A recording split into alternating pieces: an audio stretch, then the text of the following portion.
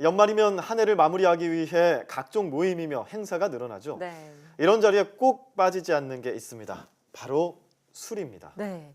우리 사회에서 음주는 대인관계며 사회생활에 있어 큰 영향을 미치죠. 음주 토크쇼, 음주 면접도 등장하고 음주도 스펙이라는 말까지 있을 정도죠. 예, 오늘 생각연구소에서는 술에 관대한 한국 사회와 그 이유에 대해서 알아보겠습니다. 연세대 심리학과 이동기 교수와 함께합니다. 어서 오세요. 네, 안녕하세요. 안녕하세요. 네, 교수님 오늘 주제가 술이다 보니까 네. 꼭 여쭤보고 싶었던 게 주량이 어떻게 되십니까? 주량 별로 세지 않습니다. 아, 그러세요? 네. 그러세요.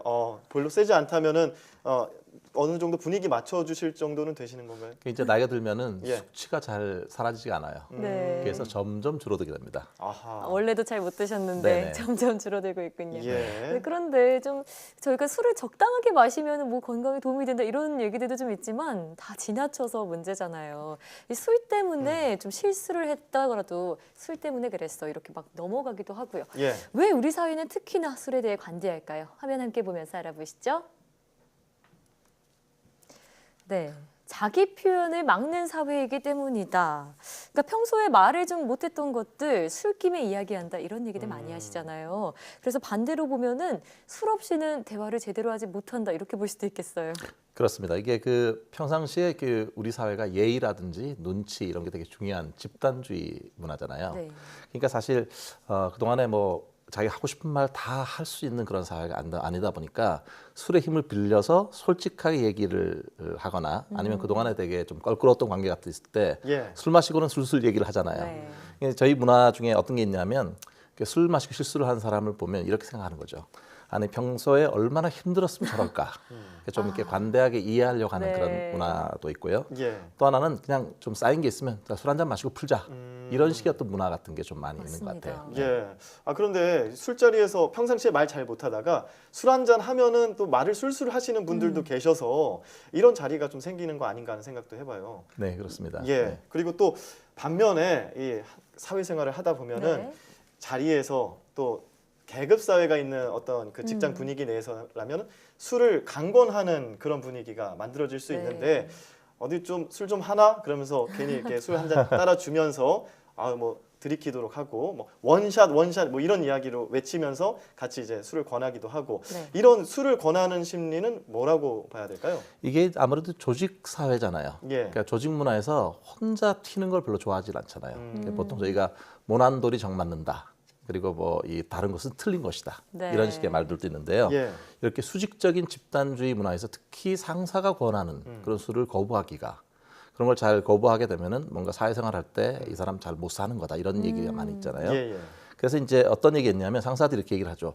아니 그 정도 그 정도는 마셔도 괜찮아. 예. 이렇게 얘기를 하거나 아니면은 아니 상사의 호의를 무시하나? 네. 네, 이렇게 얘기를 하면 가장 섬뜩한 말이죠. 그러니까 이거를 뭐 안 따라가기가 좀 애매한 그런 상황이 되지 않습니까? 예. 이게 바로 이제 권위적인 문화이고 상사가 상대방 입장을 잘 이해하지 않고 일종의 좀 경직된 그런 사고를 하는 그런 경우 많이 있습니다. 네. 불리익이 좀 두렵기도 할 것이고요. 그렇습니다. 네. 네. 자, 다음으로 또 술 권하는 사회 어떤 모습이 있는지 화면으로 함께 만나보시죠. 네, 술 권하는 TV. 네, TV를 틀면 저렇게 술, 뭐 광고가 될 수도 있고요. 네. 아니면 뭐 예능이나 드라마 같은 데서 술을 먹는 모습을 보다 보면 오늘 뭐 심심한데 맥주 한잔 할까? 이렇게 또 얘기가 네. 전해지기도 하면서 분위기가 그렇게 만들어지는 거죠. 이런 것들은 또 어떤 이유라고 보세요? 예, 뭐 술 드라마에서 술 마시는 장면 보면 술 마시고 싶어지는 거, 그다음에 밤에 라면 먹는 거 보면 야식으로 같이 라면 먹고 먹는 거 싶어요. 비슷한 네. 그런 맥락인데요. 네. 이게 드라마 속에서 술이 나오는 장면을 가만히 보면은요, 크게 두 가지예요. 하나는 되게 연인과 그러니까 이별을 하고 나서 그 슬픔을 못 이겨서 취하는 거. 실연의 상태를 네, 아니면 지려고요. 뭔가 뭐 승진이 안 됐거나 힘든 일이 있을 때 고주망태가 되는 그런 장면 이런 네. 거잖아요. 네. 근데 이게 문제가 뭐냐면 은연중에 뭔가 이렇게 힘든 일이 있으면 술을 마셔도 괜찮다. 만취해도 괜찮다는 잘못된 메시지를 예. 시청자들한테 줄 수도 있는 거잖아요. 아, 또 요즘은 이제 예능이나 토크쇼 같은 데서도 술에 대해서 마치 음주를 게임 하듯이 얘기를 하는 경우가 있어요. 네. 근데 오히려 이렇게 술을 잘 마시게 되면 인기도 있고 그다음에 또 훨씬 친밀한 느낌이 든다 이런 게 있어서 예를 들어서 아주 완벽해 보이는 아주 미모의 여자 연예인이 술을 마시고 나서 좀 흐트러진 모습을 보이면 오히려 인간적이다. 매력 있다. 네, 이렇게 오히려 보여요. 친숙하게 얘기하잖아요. 어. 그런 것들이 이제 술 권하는 그런 사회로 가는 거죠. 예. 네. 그래서 또 우리는요, 특히나 술 자랑 엄청나게 합니다. 그렇죠. 네. 나 주량 몇 병이나 돼. 나 아. 술 좀 센 편이야. 이런 말들 많이 하는데요. 자칫 자랑 잘못하면은 큰 코 다치는 수가 큰코 있어요. 다쳐요. 예. 그런데 이 술 자랑은 어떤 의미로 해석해야 될까요? 한국인의 방어 기제 중에 들어가는 것 중에 하나가 뭐냐면 허세라는 게 있습니다. 허세. 허세. 네, 그래가지고 예를 들어서 뭐 옛날에 냉수 먹고도 네. 이쑤시개 사용한다. 뭐 이런 아하. 얘기들도 있잖아요. 맞아요. 특히 그 남성들 사이에서는 내가 말술이야 이렇게 얘기하거나, 맞아요. 네, 아니면 내가 힘이 세 이런 것들 갖고 뭔가 자기를 좀 과시하거나 우월성을 보이고 싶어하는 사람들이 네. 있는데. 예. 예, 심리학자인 아들러 같은 경우에는 사람들은 우월성을 추구하는 그런 그 본능이 있지만 그게 잘 안 되게 되면 오히려 열등감을 더 많이 느끼게 되고 그게 심리적인 부작용으로 이어질 수 있다 이렇게 경고를 했습니다. 그러니까 사실은 있는 그대로 남과 비교하지 않고 자기 모습 색깔 그대로 살아가는 게 훨씬 중요한 모습이겠죠. 네, 맞습니다. 자, 그리고 또 우리는 왜 술에 대해 관대한지 그 세 번째 이슈 함께 한번 살펴보시죠. 네, 취미보다는 술이다. 놀 줄 모르기 때문이다. 네, 맞아요. 사실 사람들 다 모였는데 술을 안 마시면 좀 어떤가 어색하기도 하고 재미가 없을 때도 있어요. 네. 그러다 보니까 이게 술을 자연스럽게 같이 하게 되는 것 같은데요. 어떤 이유일까요? 이게 그 함께 모여도 뭘 해야 좋을지를 몰라요. 아까 지금 말씀하신 것처럼 되게 어색하잖아요. 네. 맞아요. 무슨 얘기를 어디까지 해야 될지도 애매하고 그러니까 어떻습니까? 이게 술 한 잔 나오면 그다음에 이제 좀 얘기하기 좀 편한 그런 느낌이 있고요. 또 하나는 실제 그 성인들이 놀이 문화가 별로 없어요. 맞아요. 예. 함께 만났어요. 어딜 갑니까? 아. 저녁이 됐는데. 딱히 할 게 없더라고요. 식사하고 나면 갈 데가 별로 없는 네. 거예요. 그러니까 이게 어떻게 보면 이제 점점 더 그 술이 있어야만 대화를 하는 그런 그 문화가 되는 건데요. 예. 이게 사람하고 있는 관계, 대인 관계에서는 그런 건 아니에요. 자기 혼자 생활을 할 때도 이게 습관이 들게 되면 혼자 술을 먹게 돼요. 그걸 이제 저희가 이제 한참 많이 얘기하는 혼술이라는 게 되잖아요. 네. 예. 그래서 혼자 보는 시간에 술을 먹는 게 오히려 취미가 돼서 다른 취미를 못 하게 되는 그런 아이러니가 생길 수도 있습니다. 또 술이 취미가 된 거네요. 그렇습니다.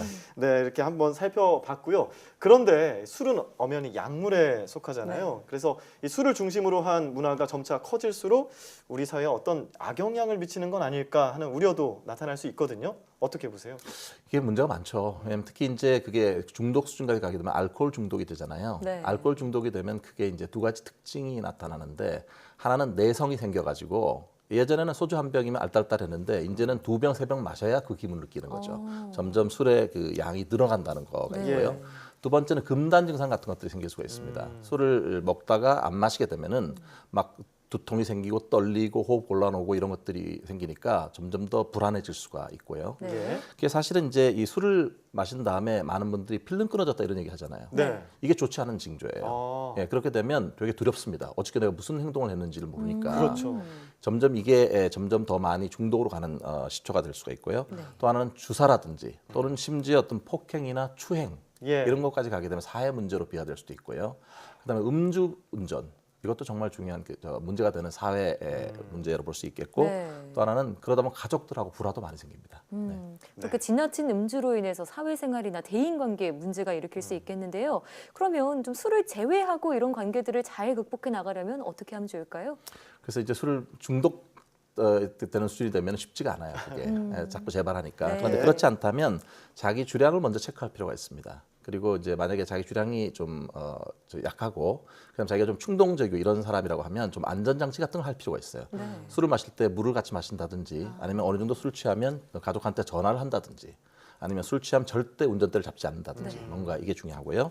그다음에 이제 좀 너무 술에 대해서 관대한 이런 법이나 이런 규정 같은 것도 좀 바꾸는 게 좋겠어요. 그래서 뭐 어떤 일 생기고 나면은 술 취해서 그랬다. 이게 변명거리처럼 작용되는 네. 술에 관대한 문화도 조금은 좀 교정이 될 필요가 있다고 생각이 됩니다. 네. 그런 얘기 있잖아요. 사람이 술을 마셔야 되지 술이 사람을 마시는 그런 상태가 되면 안 된다라고 네. 하잖아요.